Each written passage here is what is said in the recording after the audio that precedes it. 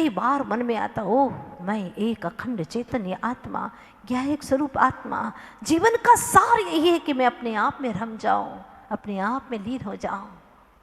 लेकिन ये भावनाएं क्षीण हो जाती हैं, फिर बाहर में भटक जाता है, फिर वही शरीर रूप रंग, वही हाव भाव, वही तेरा मेरा थारी मारी, उसी में लग जाता है। क्या हो रहा है? आचार्य भगवान कहते हैं, मन होते हुए भी तू स्थिर नहीं कर पाता। नहीं हो पाता है। क्यों नहीं हो पाता? मन किसका है? तेरा मन है ना, तो स्थिर क्यों नहीं हो पाता? मन को स्थिर कर। जब दुनिया के काम में तू ठान लेता है, वो कर ही लेता है, तो यहाँ पर क्यों नहीं करता? जैसे तुमने ठान लिया कि मुझे उसके घर नहीं जाना है, नहीं जाएंगे, मुझे उससे नहीं बोलना है तो नहीं बोलेंगे आप, हाँ, मुझे उसके वस्त्र नहीं पहनना तो नहीं पहनेंगे, वो गाड़ी नहीं चाहिए तो नहीं चाहिए, अभी मुझे आज रात में 12 बजे तक नहीं सोना है तो नहीं सोते, है ना? कितना ठान करके अपने आप को पक्का करती हूँ कि मुझे नहीं करना तो नहीं करना। तो आज से ठान लो कि मुझे दुख के जो कारण है उस तरफ अपना उपयोग नहीं ही ले जाना है, नहीं ले जाना। जो दुख के कारण है, जो आत्मा के अहित के कारण है, वहां मुझे नहीं जाना है। जो आत्मा का अहित करे, ऐसे दुर्व्यसनों की ओर मुझे नहीं जाना, जिससे मेरा आत्मा पतित हो जाता है, दुर्गतियों में परिभ्रमण करता है। अनंत काल बीत गया, ये जागृति मेरे भीतर में नहीं आई। चेतन कब जागोगे? अभी नहीं जागे तो कब जागोगे?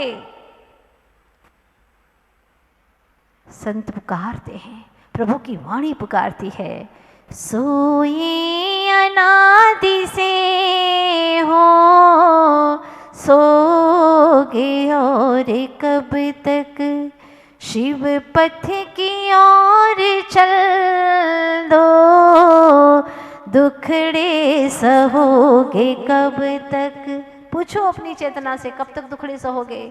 कब तक ये समस्याओं से घिरे रहोगे? चेतन, इस समस्या का समाधान तुम्हारे भीतर में है। सुध सुनो। क्या सुनो? काम भोग बंध की कथा नहीं, आत्मकथा सुनो, रुचि पूर्वक सुनो। नोट गिनते समय नींद आती है क्या? बोलो। नहीं माता जी, बिल्कुल नहीं आती है। हम तो इतने अलर्ट होकर के गिनते हैं ना उसको। भोजन करते समय नींद आती है? बोलो। ज़्यादा दूरी नहीं है, एक ही अंगुली की दूरी है, यहीं जाता है ना, यहाँ तो नहीं घुसता। बोलो ना, यहाँ नहीं घुसता ना। कितने सावधान रहते हैं, वो तो हैबिचुअल है, कभी गड़बड़ी नहीं होती है। हाँ, क्यों? जब इतनी सावधानी है तुम्हारी, तो यहाँ इतनी सावधानी क्यों नहीं है? क्या चीज़ खाना, क्या नहीं खाना, कहाँ डालना, कहाँ नहीं डालना, तो उपयोग में क्या डालना, क्या नहीं डालना, इतना उपयोग आपका काम नहीं करता,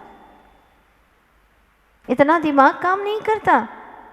करना ही चाहिए। ध्यान रखना, अंतिम स्टेशन आने के बाद, अंतिम स्टेशन आ गया है, इसके बाद भी जो यात्री गाड़ी में बैठा रहता है उसको धक्का मार करके उतार दिया जाता है। बात पक्की है ना? अंतिम स्टेशन आने के बाद में भी अगर यात्री गाड़ी से न उतरे तो उसको धक्का मार मार करके भी उतार दिया जाता है। वैसे ही मृत्यु का स्टेशन आने के बाद जो प्राणी विषय भोगों में आसक्त पड़ा रहता है उसको कर्म धक्का दे करके दुर्गति पे ढकेल देता है। कर्म धक्का दे करके दुर्गति में ढकेल देता है और एक समय में दुर्गतियों के उस गड्ढों में गिर जाता है। इसलिए याद रखना, ये उदाहरण, ये अंतिम स्टेशन आने के बाद में हमें वो गाड़ी खाली करनी ही पड़ती है। उसी प्रकार से ये त्रस पर्याय का, त्रस दशा का पता नहीं कौन सा समय चल रहा है। साधिक 2000 सागर का काल मिलता है। अगर उसमें ये हमारा अंतिम चल रहा और हमने उत्थान न किया, अपना अंतिम क्षण चल रहे हो और अपने परिणाम को पवित्र नहीं किया, तो चेतन अनंत काल संसार में भटक जाएगा, भटकता रहेगा। क्या करेगा फिर तू? कौन आएगा तुझे बचाने के लिए? समर्पित हो जा। कहते हैं ना कि पटरी के प्रति जो समर्पित रह करके चलने वाली ट्रेन होती है ना, जो बिल्कुल पटरी के अनुसार चलती है, बिल्कुल इधर उधर नहीं, पटरी के अनुसार ही समर्पित होकर के चलने वाली ट्रेन कभी लेट जरूर हो सकती है पर गुम कभी नहीं हो सकती, ध्यान रखना। किंतु किसी भी रास्ते पर किसी भी प्रकार से चलने वाली ट्रक कहीं पर भी गुम हो सकती है, ध्यान रखना, क्योंकि वह उसके प्रति समर्पित नहीं है। आचार्य भगवान कहते हैं तुम भी परमात्मा के प्रति, प्रभु की वाणी के प्रति, जो गुरु तुम्हारा हित चाहते हैं, तुम्हें भगवान बनाना चाहते हैं, तुम्हें भगवत स्वरूप देखना चाहते हैं, उनके प्रति समर्पित क्यों नहीं होते हो? दुनिया के प्रति समर्पित हो, उनके लिए सारा मौलिक समय गंवा देते हो तुम। कहाँ ले जाएंगे? पत्नी चाहती है मेरा पति ही बना रहे, और कुछ नहीं, आगे बढ़ाना नहीं चाहती। पुत्र चाहता है मेरा पिता बना रहे, सारे रिश्ते नाते अपने रिश्ते नाते तक बनाए रखना चाहते हैं। लेकिन एक गुरु ऐसा है जो ये चाहता है कि ये भगवान बन जाए, भगवान बन जाए। माँ जिनवाणी हमें सिखाती है कि तू भगवत स्वरूप आत्मा निखर करके सामने आ जाए। कौन ऐसा ही चाहेगा हमारा? कुछ नहीं। दोस्त तुम्हारे नरकों में ठेल रहे हैं, निगोद की यात्रा करवा रहे हैं, व्यसनों में लिप्त कर रहे हैं, वो खा रहे हैं तुम्हें भी गंदा खिला रहे हैं, वो पी रहे हैं तुमको भी पिला रहे हैं, वो कीचड़ में लथपथ हो रहे हैं तुमको भी कीचड़ में लथपथ कर रहे हैं, और तुम समझ नहीं पा रहे हो। समझो किसमें है तुम्हारी भलाई। अगर ये आज नहीं समझा तो कब समझोगे? एक एक शब्द बड़ा मौलिक है। सुध, परिचित, परिचित हो तुम। आपको परिचय है कि नहीं संसार के विषय भोगों का? ओ, खूब परिचय है। अलग से पढ़ाने की कोई आवश्यकता नहीं है। लड़ाई झगड़े के लिए कोई स्कूल विद्यालय खोला है क्या? मायाचारी करने के लिए? बोलो, सप्त व्यसन के लिए कोई विद्यालय की आवश्यकता है क्या? बिल्कुल नहीं, बिल्कुल आवश्यकता नहीं है। ये तो सब संस्कार पड़े हुए हैं। पशु विद्यालय में पशु विद्यार्थियों को पढ़ाया जा रहा था और उसमें पूछा कि तुम ये बार बियर की दुकान है उनको तुम बंद करवा पाओगे? हाँ, वैश्यालयों को बंद करवाओगे? पाप के अड्डे, कुसंस्कार के अड्डे, कॉलेज को बंद करवा दोगे? सारे प्रश्न पूछे गए, सब ने बोला, कुछ न कुछ जवाब दिया, पर गधे की बारी आई तो उसने क्या सॉलिड जवाब दिया था। गधे ने कहा, गुरुजी मैं तो इस सब बंद करने की अपेक्षा से सारे मनुष्य को जानवर ही बना दूंगा। क्यों? क्योंकि हमारे जानवर कौम ने कभी आज तक ऐसे गंदे काम किए ही नहीं है जो इंसान कर रहा है। बात समझने की थी कि कहाँ इंसान खो रहा अपनी इंसानियत को। ध्यान रखना, पूर्वकृत कर्म तुम्हारे उदय में आए हैं तो वो संभल जाओ, संभलने के लिए है। पूर्वकृत कर्म, कई लोग कहते क्या करें, हम इतने टेंशन में होते हैं तो पीना पड़ता है, टेंशन मिटाने के लिए पी रहे हो। ये तो और महा गलती कर रहे हो आप लोग। जब कर्म का उदय आया तुम्हें होश में आकर के उसका सामना करना चाहिए था, तुम तो बेहोश हो गए। अब कर्म रूपी चोर तुम्हारे घर के और जो धन बचा है उसको भी लूट करके ले जाएंगे। बेहोश में आओगे, मूर्छित हो जाओगे तो तुम्हारा आत्म धन लूट जाएगा। चेतन, होश में आओ। कर्मों का उदय, आचार्य कहते हैं कि कर्मों का उदय रोने के लिए नहीं, कर्म मल को धोने के लिए आया है। क्या बात कहते हैं?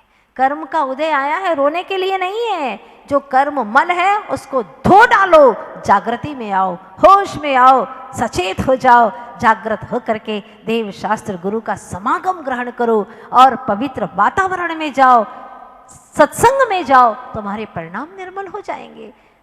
6 आयतनों में जाओगे, 6 आयतन, सच्चे देव, सच्चे गुरु, सच्चा धर्म और उनको पालने वाले, उनको मानने वाले, उनकी संगति करोगे तो तुम निखर जाओगे। और 6 अनायतनों की ओर जाओगे तो बिखर बिखर जाओगे। इसलिए बच्चों को भी समझाओ कि बेटा सत्संग करना, कुछ संगति में कभी नहीं पड़ना। आचार्य भगवान कुंद कुंद स्वामी छोटी छोटी बातों को हमें समझा रहे हैं कि तुमने सुना है, परिचित भी हो तुम, कोई संसार की बुराइयों से परिचित नहीं हो क्या? सब परिचित है। बच्चा जन्म लेते ही दूध पीने लग जाता है, किसी ने सिखाया उसको पिलाना? नहीं। अनादिकाल के संस्कार हैं, आहार, भय, मैथुन और परिग्रह संज्ञा के संस्कार अनादिकाल से इस जीव के अंदर है, सिखाने की कोई आवश्यकता नहीं है। ये संसार के अंदर जीव नए नए कर्म बांध करके आता है, उसका उदय भोगता है, सारे संसार की क्रियाएं तो वह सीख जाता है। उसको सिखाना नहीं पड़ता, वह अपने अपने कृत कर्मों से ही सीखा हुआ आता है। लेकिन जब यहाँ से जाता है तो क्या लेकर के जाता है? विषय ये है, प्रश्न ये है, अगर यहाँ से कुछ श्रेष्ठतम कार्य करके जाए, क्योंकि मनुष्य में आया, मनुष्य कुल में आया, मनुष्य गति में आया है और उसमें भी जैन कुल पाया है, दुर्लभ से दुर्लभ क्षण उसको प्राप्त हुए हैं, तो कुछ तो विशेष हासिल करना ही चाहिए। नहीं तो कहा है, बहुत सुंदर भजन की पंक्तियां हैं, ये दुनिया मुसाफिर सराए, यहाँ कोई आए, यहाँ कोई जा रहा। ये दुनिया मुसाफिर सराए, यहाँ कोई आए, यहाँ कोई जा रहा। पर मुझको समझ में न आए, करम तेरा न्याय, ये क्या गुल खिला रहा। हे करम, तेरा क्या न्याय है, क्या गुल खिला रहा है करम, कुछ समझ में नहीं आता, उसको समझो। ये कर्म की वजह से तूने ये सारे काम सीख लिए हैं, शुद्ध, परिचित, अनुभूत, सब काम भोग बंद की कथाएं कर्म के उदय से तूने सब सीख लिए, सब समझ में आ गया तुझे। क्या कहते हैं, एक को हुक्म करने को छोड़ा, एक को हुक्म करने को छोड़ा, एक को रिक्शे के आगे जोड़ा, एक को रिक्शे के आगे जोड़ा। कोई मेहनत करे पर भूखा मरे, कोई गादी पे बैठा ही खा रहा। कोई मेहनत करे फिर भी भूखा मरे, कोई गादी पे बैठा ही खा रहा। ये दुनिया मुसाफिर सराए, यहाँ कोई आए, यहाँ कोई जा रहा। क्या संसार की तस्वीर खींची है, कोई आ रहा है, कोई जा रहा है, कोई धनाढ्य है, कोई अमीर है, कोई गरीब है, कोई निरोगी है, कोई रोग से घिरा हुआ है। ये बहुत सुंदर भजन आपको कल सुनाने वाली हूँ, पूरा करना है ये।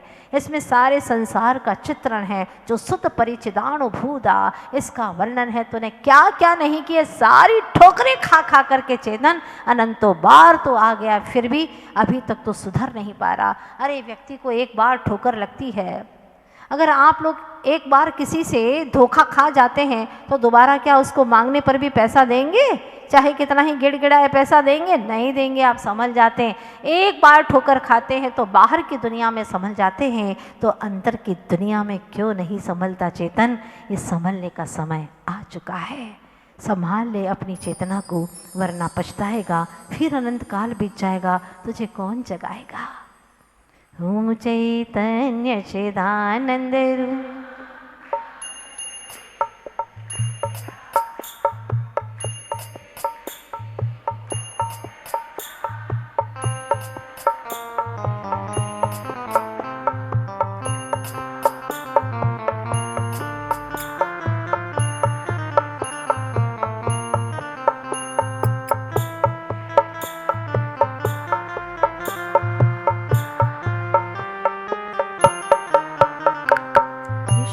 कषाय दुख की खान, किंतु मोहवश खोया ज्ञान, मना विकारी धर ज्ञान। ओ चैतन्य चिदान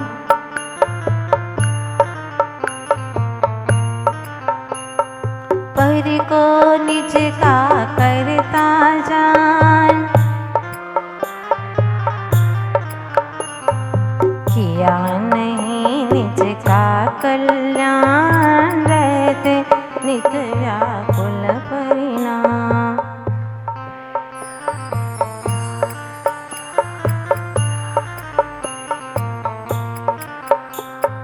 समय सार का करके